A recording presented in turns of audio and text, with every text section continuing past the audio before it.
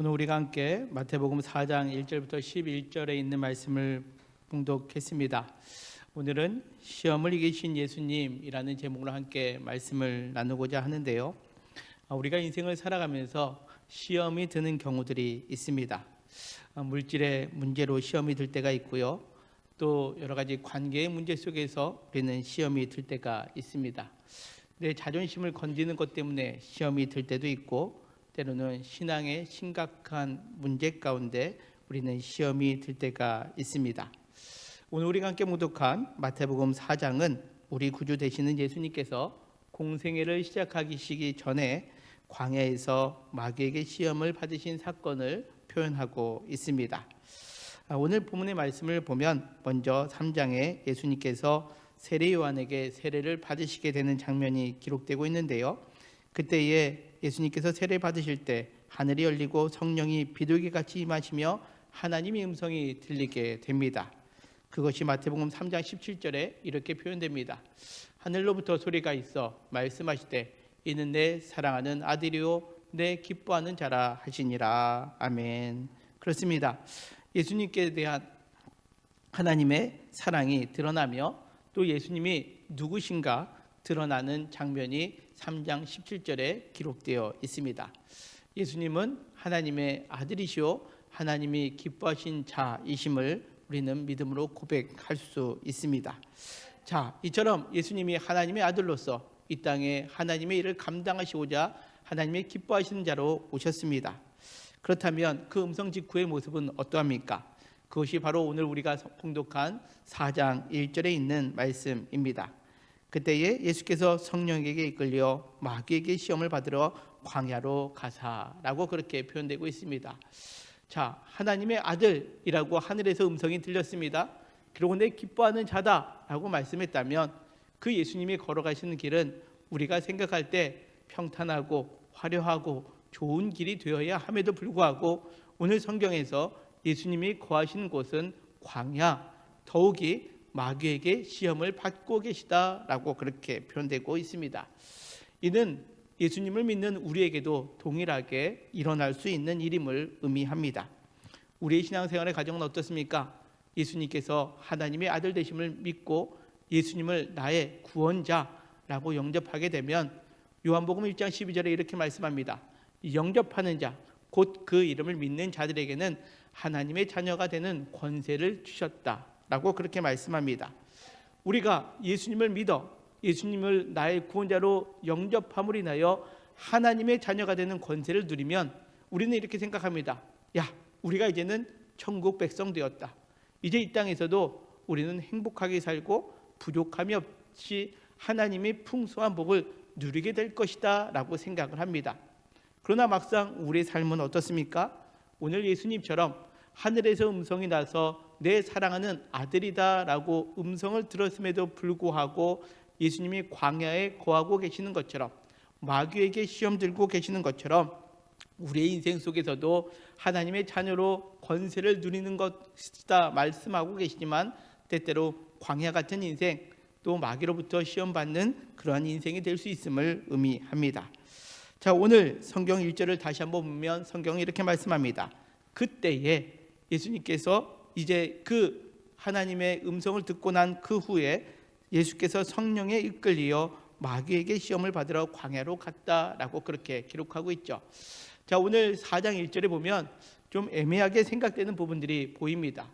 예수님께서 성령에 이끌렸고 또 마귀에게 시험을 받았다라고 하는 장면입니다. 자, 우리는 마귀에게 시험을 받는다라고 한다면 하나님이 안 계신 상황 속에서 마귀에게 유혹을 받는다, 시험을 받는다 생각합니다. 오히려 성령님이 계시면 마귀가 틈타지 못한다라고 우리는 그렇게 생각하지 않습니까?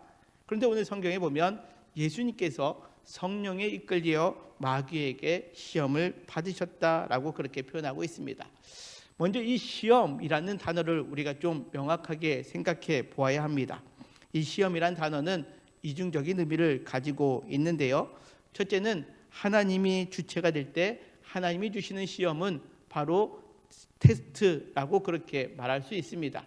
하나님이 주는 시험은 우리를 우리의 믿음을 연단하고 단련시켜서 그 믿음이 어떠한가를 증명하기 위한 과정, 이것이 하나님의 시험이라고 그렇게 표현되는 경우들이 있습니다.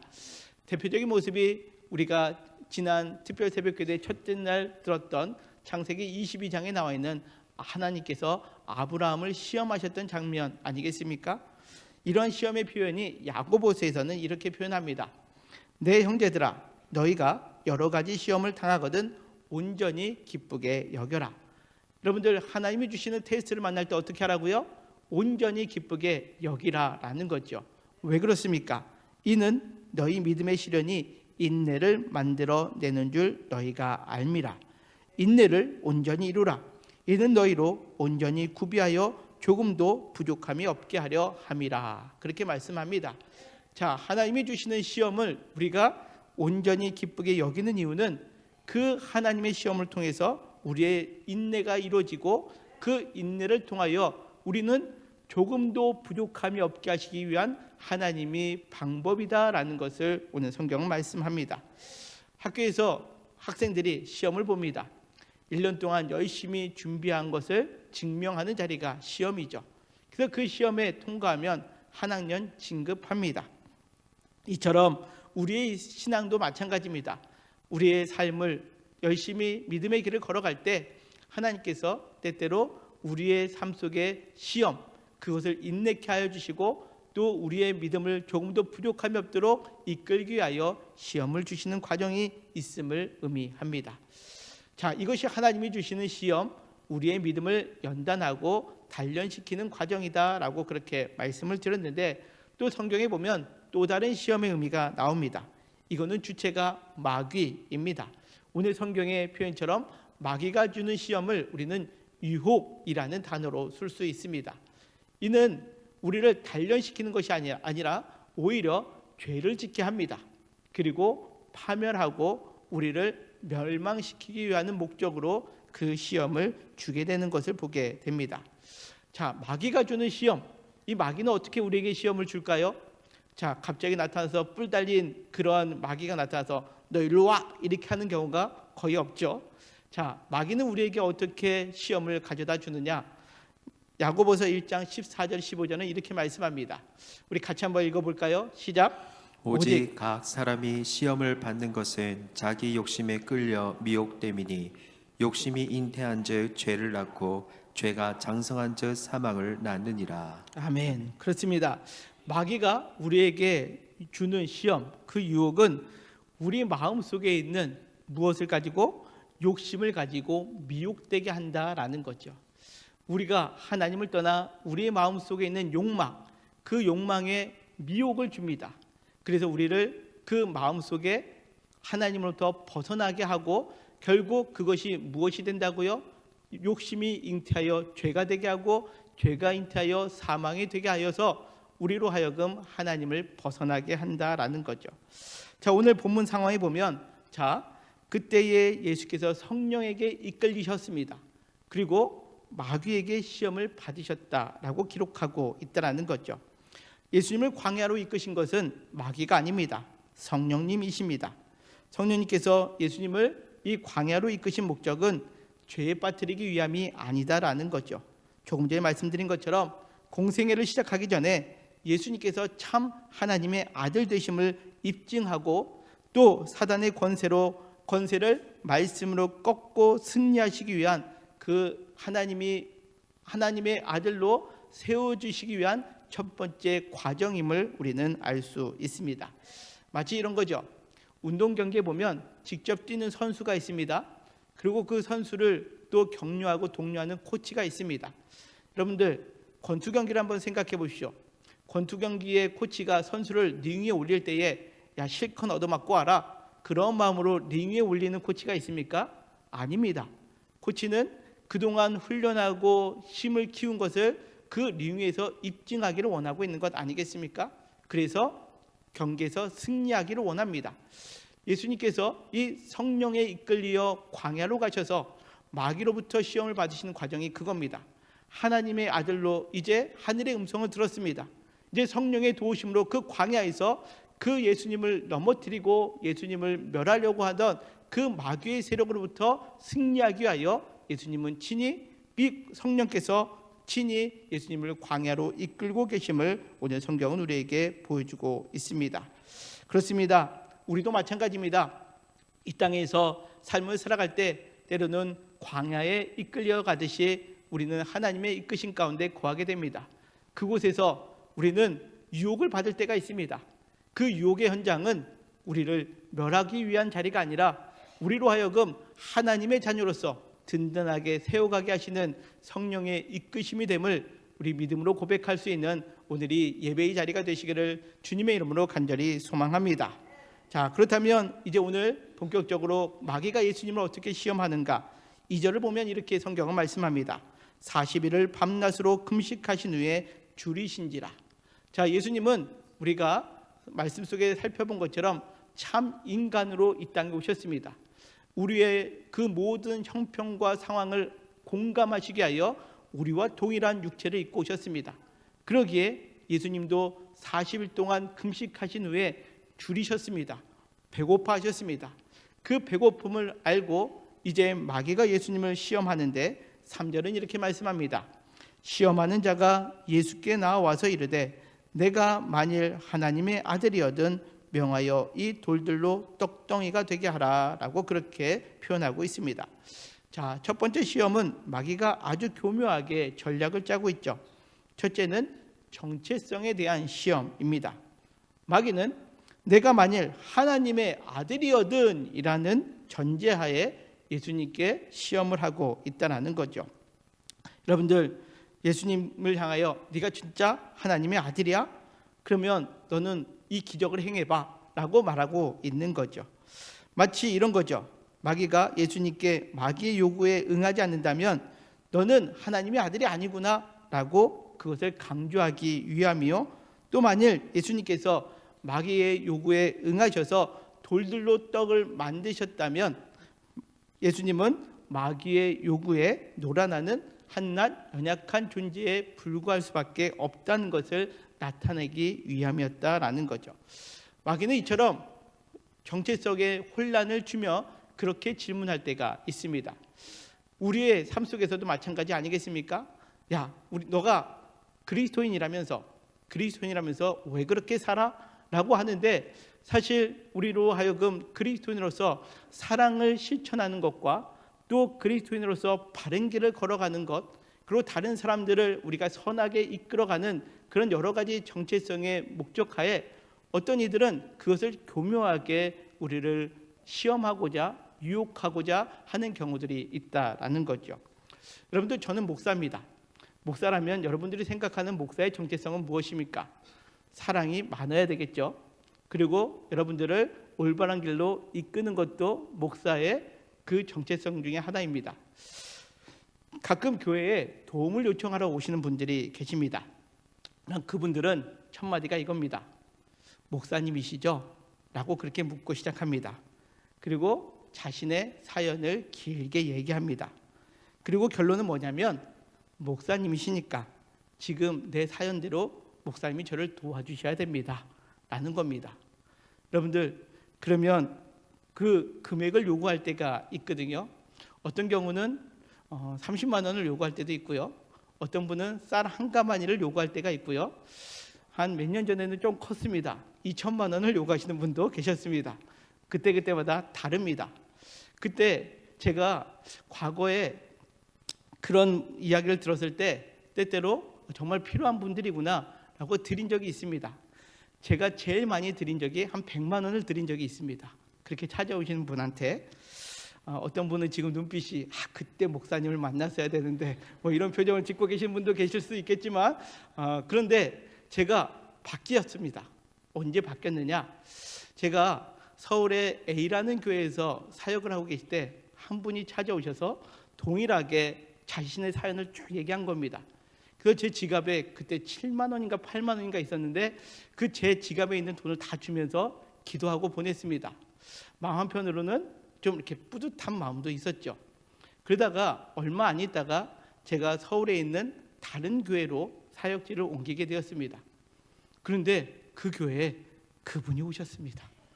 그리고 그분이 오셔서 동일하게 사연을 이야기를 하는 겁니다. 저는 그분을 기억하는데 그분이 저를 기억을 못하더라고요. 똑같은 스토리로 똑같은 이야기를 하면서 도움을 요청합니다. 그때 제가 그분에게 이렇게 얘기했습니다. 저 기억을 못하시나요? 라고 했더니 순간 당황해 하시더라고요. 그래서 예전에 어느 동네 어느 교회에서 제가 이 이야기를 듣고 도와드린 적이 있습니다. 근데 어떻게 하나도 바뀌지 않고 그렇게 지금 이야기를 하십니까? 라고 했더니 화를 내면서 가시더라고요. 무엇입니까? 내가 저분을 그 사랑이라는 표현으로 내가 도와줬던 것이 오히려 저분을 그릇된 길로 이끌고 있었다라는 것을 깨달은 적이 있습니다. 그래서 요즘에도 우리 교회에 가끔씩 도움을 요청하는 분들이 오십니다. 그럼 저는 어떻게 해야 될까요? 그렇죠? 여러분들 궁금하죠? 제가 저와 우리 교역자들이 교회에 있을 때 제가 한 가지 원칙을 정했습니다. 그건 뭐냐면 현금으로 지급하지 말라 이겁니다. 도움을 요청하러 오실 때 어떤 분들은 내가 너무 몇 끼를 못 먹어서 배가 고픕니다 라고 오시는 분들이 있습니다. 그래서 밥을 사 먹게 이제 금전적인 것을 요구하시죠. 그러면 식당에 모시고 갑니다. 그리고 밥을 사드립니다. 그리고 어떤 분은 내가 차비가 없어서 내가 어디까지 꼭 가야 되는데 차비가 없으니까 차비 좀 도와주십시오 라고 하는 분이 계십니다. 그러면 그분의 교통카드를 제가 가지고 와서 충전해 드립니다. 어떤 분은 부산까지 가야 되는데 부산까지 가는 기차표가 필요하답니다. 그래서 제가 어플로 부산까지 표를 끊었고 그 화면을 그분에게 보내드리겠다라고 이야기를 한 적이 있습니다. 그러면서 기도를 해드리는 거죠. 이분의 이 어렵고 힘든 상황 그리스도의 마음으로 우리가 베풀오니 하나님의 그 영혼을 긍휼히 여겨주시고 하나님의 자녀가 되게 해달라고 그렇게 기도를 합니다. 자, 그럴 때 두 가지 반응이 나옵니다. 어떤 반응이 나올까요? 첫 번째, 정말 그것이 필요했던 분들은 고마워합니다. 밥을 사줘도 차비의 충전 카드를 공급해도 드려도 또 상담하고 또 어떤 분들은 내가 정말 어려워서 어떻게 할 바를 모릅니다 라고 할 때 직접 그분이 사는 동사무소에 가서 주민센터에 가서 같이 상담해 드리고 또 같이 또 복지사를 찾아가겠습니다라고 할 때 그런 이야기를 들을 때 고마워하시는 분들이 계시는 반면에 또 하나의 반응은 조금 전에 말씀드린 것처럼 화를 냅니다. 자기가 원하는 것대로 되지 않고 자기가 이용하려고 했던 대로 되지 않은 경우 화를 내는 경우가 있다라는 거죠. 자, 제가 이 이야기를 왜 장황하게 말씀드리냐? 우리가 신앙생활 하다 보면 이러한 경우들을 종종 만날 때가 있습니다. 여러분들 예수님의 자녀라면 우리가 그 자녀가 되는 권세를 누리고 이 땅의 삶을 살아갈 때에 때때로 사람들은 우리로 하여금 그 자녀다움을 이용해서 시험할 때가 있다라는 거죠. 오늘 성경에 말씀하고 있는 그 예수님께서 하나님의 아들 되실 때 그가 시험하고 있는 것이 첫 번째 무엇이었습니까? 이 돌들로 떡덩어리가 되게 하라라는 거죠. 여러분들 예수님은 지금 40일 금식한 상황 가운데 있었기에 가장 많이 굶주려져 있는 상태입니다. 예수님께 가장 필요한 것은 바로 떡 아니겠습니까? 그것을 교묘하게 알고 이 마귀는 예수님으로 하여금 돌들로 떡덩어리가 되게 하라라고 하는 거죠. 자, 그때 예수님이 무엇이라고 답하고 계십니까? 4절에 이렇게 말씀합니다. 예수께서 대답하여 이르시되 기록되었을 때 사람이 떡으로만 살 것이 아니요 하나님의 입으로 나오는 모든 말씀으로 살 것이라 하였느니라 하시니라고 그렇게 말씀합니다. 자, 여기서 말씀하고 계신 것은 예수님이 떡 필요한 거 아니야 라고 말씀하고 있지 않습니다. 떡으로만 살 것이 아니요 하나님의 모든 하나님의 말씀으로 살 것이다 라고 그렇게 말씀하고 계시다라는 거죠. 무엇을 의미하느냐? 사람이 그 생존하는 첫 번째는 떡이 아니라 하나님의 말씀되는 그 우선순위를 알려주고 계시다라는 거죠. 그러기 예수님께서 마태복음 6장 33절에 유명한 말씀을 하고 계시지 않습니까? 그런즉 너희는 먼저 그의 나라와 그의 의를 구하라. 그러면 이 모든 것들을 너희에게 더하신다라는 거죠. 우리가 이 시험을 당할 때에 기억해야 될 것은 무엇이냐? 삶의 우선순위가 무엇인지를 정확하게 알아야 된다라는 거죠.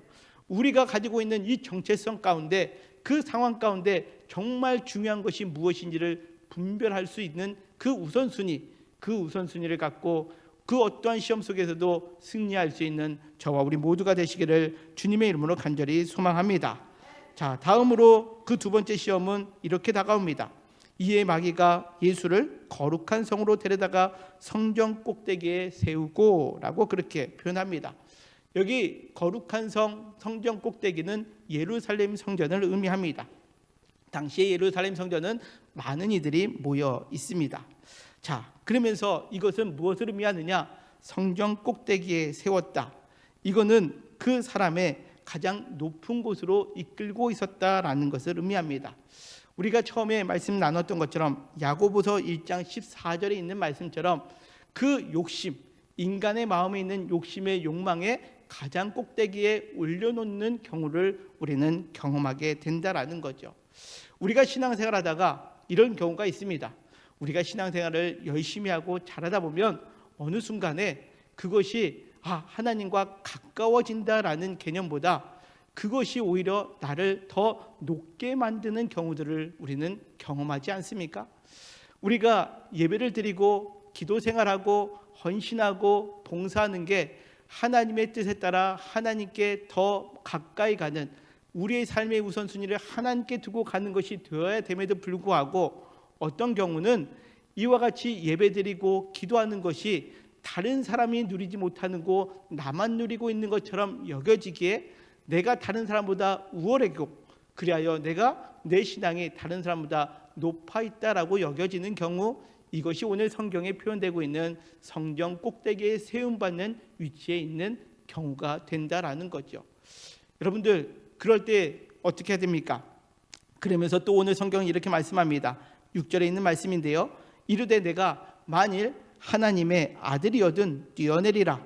기록되었으되 그가 너를 위하여 그의 사자들을 명하리니 그들이 손으로 너를 받들어 발이 돌에 부딪히지 않게 하리로다 하였느니라 라고 그렇게 말씀합니다. 자, 여러분들, 아까 예수님께서 그 돌들로 떡덩어리가 되게 했을 때 그 마귀의 시험을 이기는 방법이 무엇이었습니까? 하나님의 말씀으로 사는 것을 이야기를 했습니다. 그렇지 않습니까? 그러면서 그 말씀 속에 우선순위를 바르게 정하는 것이 그 마귀의 시험을 이기는 건데, 오늘 성경에 보니 이 마귀가 무엇을 가지고 예수님을 시험하고 있습니까? 말씀을 가지고 시험하고 있다라는 거죠. 지금 마귀가 말하고 있는 이 말은 시편 91편 11절 12절에 있는 말씀입니다. 그가 너를 위하여 그의 천사들을 명령하사 내 모든 길에서 너를 지키게 하심이라. 그들이 그들의 손으로 너를 붙들어 발이 돌에 부딪히지 않게 하리로다 라고 그렇게 성경에 써 있었으니, 자, 내가 너를 높은 곳에 올려줬으니까 이제 네가 그 교만한 마음으로, 그 높아진 마음으로 이제 하나님을 실컷 이용해 보자라고 유혹하고 있다라는 거죠. 우리가 그 높아진 마음 가운데 가장 우리가 위험한 신앙의 태도는 무엇이냐? 하나님이 우리의 믿음의 대상이 아니라 우리가 이용할 수 있는 무언가 특권처럼 여기고자 만드는 그 마음을 갖게 한다라는 거죠. 무엇을 통해서? 말씀을 통해서. 바로 사단은 이 말씀을 왜곡하고 그것을 교묘하게 우리의 마음 가운데 미혹하게 만들 때에 우리는 그 말씀을 따라 하나님을 이용하려고 하는 마음을 가질 수 있게 된다라는 것, 이것이 오늘 마귀가 주는 두 번째 유혹의 모습이다라는 거죠.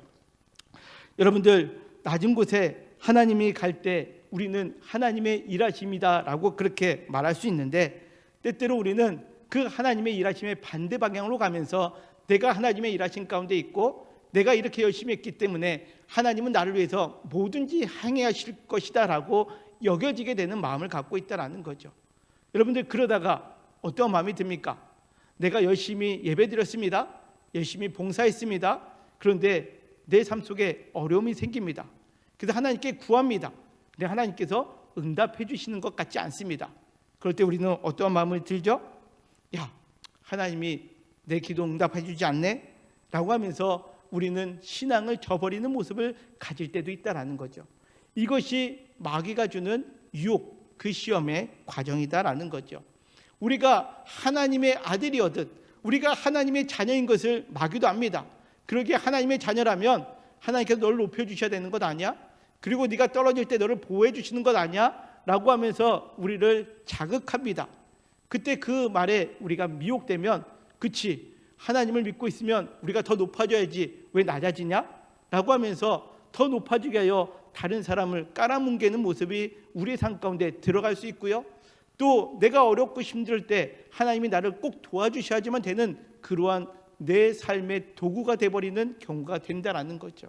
여러분들, 하나님은 우리의 삶에 필요한 도구가 아니라 우리가 믿음으로 고백해야 되는 우리의 창조주가 되시며 우리의 구원자가 되시는 믿음의 주가 되시는 줄 이 시간 다시 한번 고백할 수 있는 저와 우리 모두가 되시기를 주님의 이름으로 간절히 축원합니다. 그러기에 우리는 그것을 잃어버리지 말아야 됩니다. 혹 내가 원하는 대로 그리 아니하실지라도 하나님을 신뢰하며 내 삶을 맡기는 것, 이것이 진정한 하나님의 자녀가 되는 권세, 이것이 진짜 믿음임을 오늘 성경은 우리에게 보여주고 있습니다. 오늘 주님께서 우리에게 주시는 이 믿음의 길을 걸어갈 때에 우리의 마음 가운데 주님을 이용하고자 하는 그런 마음, 내가 더 높아지고자 하는 그런 마음이 있을 때 주님을 이용하는 것이 아니라 하나님의 뜻대로 사는 것이 진정한 믿음의 길이요 시험을 이기는 길임을 이 시간 믿음으로 고백하는 우리 모두가 되시기를 주님의 이름으로 간절히 축원합니다. 자, 세 번째 모습을 보면 마귀는 세 번째 이렇게 또 예수님께 시험, 유혹합니다. 8절과 9절입니다. 우리 같이 읽겠습니다. 시작. 마귀가 또 그를 데리고 지극히 높은 산으로 가서 천하 만국과 그 영광을 보여 이르되 만일 내게 엎드려 경배하면 이 모든 것을 내게 주리라. 아멘. 자, 첫 번째, 두 번째 시험과 달리 세 번째, 하나님의 아들이거든이라는 그러한 전제 조건이 없습니다. 첫째에도 둘째에도 네가 하나님의 아들이거든, 이렇게 마귀는 예수님을 시험할 때 그 말을 했다면 지금 세 번째에는 말하지 않는다라는 거죠. 무엇을 의미할까요? 야, 내가 너 하나님의 아들로 인정해 줄게. 그렇다면 가장 빠른 길을 선택하자라는 거죠. 하나님의 아들로서 하나님의 일을 감당할 때 예수님께서는 가장 낮은 십자가의 길을 걸어가시며 그 십자가의 죽으심으로 인하여 우리의 구원자가 되시고 만유의 주가 되시기 위해 이 땅에 오시지 않았습니까? 그런데 오늘 마귀는 그 과정을 다 생략하고 네가 나에게 절하면 이 모든 것들을 너에게 준다라는 거죠. 네가 그렇게 가고자 하는 왕 되는 길을 고개 한번 까딱하면 내가 너에게 준다라고 하며 유혹하고 있다라는 거죠. 어찌 보면 이겁니다. 결과가 좋으면 하나님께 영광 돌릴 수 있고 모든 것이 다 좋은 것 아니냐라는 식으로 우리를 유혹할 때 있다라는 거죠. 여러분들, 우리가 그런 유혹 받을 때 있지 않습니까? 우리가 걸어가야 될 그 믿음의 길, 좁은 길입니다. 협착한 길입니다. 그 길을 걸어가는 것이 정말로 생명에 닿는 길인데 마귀는 우리에게 유혹합니다. 야, 나한테 조금만 잘 보이면, 나한테 내가 원하는 대로 행하면 너 평안하게 해줄게 라고 하는 그 유혹의 메시지를 우리에게 던져줄 때 있다라는 거죠. 그때 오늘 예수님은 어떻게 이 마귀의 유혹을 이기고 계시는지 10절은 이렇게 말씀하고 있습니다. 같이 읽겠습니다. 시작. 이에 예수께서 말씀하시되 사탄아 물러가라. 기록되었을 때 주 너의 하나님께 경배하고 다만 그를 섬기라 하였느니라. 아멘. 자, 예수님은 단호하게 사탄아 물러가라 라고 외치고 계십니다. 타협의 여지가 없다라는 거죠. 자, 여러분들, 이것은 마귀에게 고개 한번 숙이는 게 아무것도 아닌 것이 아니라 우리의 인생 가운데 가장 크나큰 유혹이고 우리가 멸망하는 길이었기에 예수님은 사탄아 물러가라 말씀하시면서 주 너의 하나님께 경배하고 다만 그를 섬기라 라고 그렇게 말씀하고 있습니다. 세상의 모든 것을 얻고도 하나님을 잃으면 여러분들 모든 것이 잃어버린 겁니다. 하지만 이 세상의 모든 것을 다 잃다 한다 할지라도 하나님을 붙들고 삶을 살아가는 자가 진정한 승리자가 됨을 우리는 잊지 말아야 한다는 거죠. 우리의 예배의 생활은 취미 생활이 아닙니다. 내가 뭔가 원하는 것을 얻기 위한 도구도 아닙니다. 우리가 지음받은 목적입니다. 우리를 창조하신 하나님, 우리를 구원하신 그 하나님을 믿음으로 고백하는 자리, 그것이 예배의 자리입니다. 오늘 그 예배의 목적을 다시 한번 회복하는 저와 우리 모두가 되시기를 주님의 이름으로 간절히 소망합니다. 이렇게 예수님께서 단호하게 말씀하실 때 어떤 일이 일어납니까? 11절에 있는 말씀입니다. 같이 읽겠습니다. 시작. 이에 마귀는 예수를 떠나고 천사들이 나와서 수종드니라. 아멘. 결국 마귀는 떠나가고 하나님이 보내신 천사들이 예수님께 수종들더라라고 성경은 말씀합니다. 자, 예수님은 돌을 떡으로 만들지 아니하셨지만 하나님은 천사를 통해서 그의 필요하신 것을 공급해 주셨습니다. 예수님은 높은 곳에 계셨지만 스스로 뛰어내리면서 하나님을 이용하려고 도구화하려고 했지만 오히려 하나님이 그를 더 높여 주셨습니다. 마귀에게 절하지 않고 세상에 그 길을, 믿음의 길을 걸어가셨을 때 하나님은 오히려 예수님을 우리의 만유의 주, 만왕의 왕으로 삼아 주셨습니다. 믿으십니까? 그렇습니다. 이것이 예수님께서 그 공생애를 시작하기 전에 모든 시험을 이기시는 장면입니다. 이제 예수님께서 우리에게도 동일한 시험이 당할 때 어떻게 승리해야 되는지를 알려주고 계시다라는 거죠. 우리가 부족할 때, 연약할 때, 우리의 정체성을 흔드는 그러한 질문을 받을 때 우리는 어떻게 됩니까? 말씀으로 우리의 삶의 우선순위를 정해야 됩니다. 그것이 우리가 사는 길입니다. 여러분들, 우리가 말씀을 왜 보아야 합니까? 그 말씀 속에 우리의 정체성이 담겨 있고 그 말씀 속에 우리가 무엇을 먼저 해야 되는지를 성경은 말씀하고 있기 때문에 그렇습니다. 사랑하는 성도 여러분, 시험이 다가올 때 승리하기를 원하십니까? 그렇다면 하나님의 말씀을 붙들고 삶을 살아가는, 그래야 하나님께서 원하시는 우선순위를 명확하게 하는 저와 우리 모두가 되시기를 주님의 이름으로 간절히 축원합니다. 자, 또한 우리가 그 믿음의 길을 걸어갈 때 우리가 높아지려고 하는 그 욕망의 마음이 들 때가 있습니다. 나도 모르는 사이에 올라가죠. 그때 우리는 다시금 내려와야 됩니다. 그리고 하나님을 도구화하려는 그런 유혹이 들 때, 내가 이만큼 했으니 하나님 나를 이만큼 도와주셔야지 라는 그런 마음이 들 때 다시금 하나님은 내가 원하는 것을 들어주는 도구가 아니라 내가 믿고 섬겨야 될 믿음의 대상이요, 나의 신앙의 대상이요, 나의 창조주요, 나의 구원자이심을 다시 한번 믿음으로 고백하는 저와 우리 모두가 되시기를 주님의 이름으로 간절히 소망합니다. 그리고 이 땅의 삶을 살아가면서 쉬운 길이 보입니다. 타협스러운 길이 보입니다. 그 길을 우리가 선택하는 것이 아니라 단호하게 그 길이 아닌 오직 하나님만 섬기는 그 길을 선택하며 나아가는 것, 이것이 우리가 사는 길이요, 우리가 승리하는 길임을 여러분들 잊지 마시기를 바랍니다. 자, 여러분들, 시험, 유혹에 넘어지는 자가 아니라 시험이 올 때 믿음을 입증할 수 있는 우리 영통교회 모든 성도님들 되시기를 바랍니다. 그 시험이 올 때 넘어져서 좌절하고 실패하고 넘어지는 인생이 아니라 이제는 그 시험이 올 때 주님의 말씀을 붙들고 삶을 살아가며 또 하나님을 온전히 믿음으로 선포하며 이제 그 어떠한 상황 속에서도 우리가 흔들리지 않고 하나님만 예배할 때에 우리는 믿음의 그 길을 걸어가며 시험으로 낙심하고 좌절하는 인생이 아니라 그 시험 속에 우리의 믿음이 입증되며 주님으로부터 승리의 소식을 전할 수 있는 그러한 믿음의 성도님들 되시기를 주님의 이름으로 간절히 축원합니다.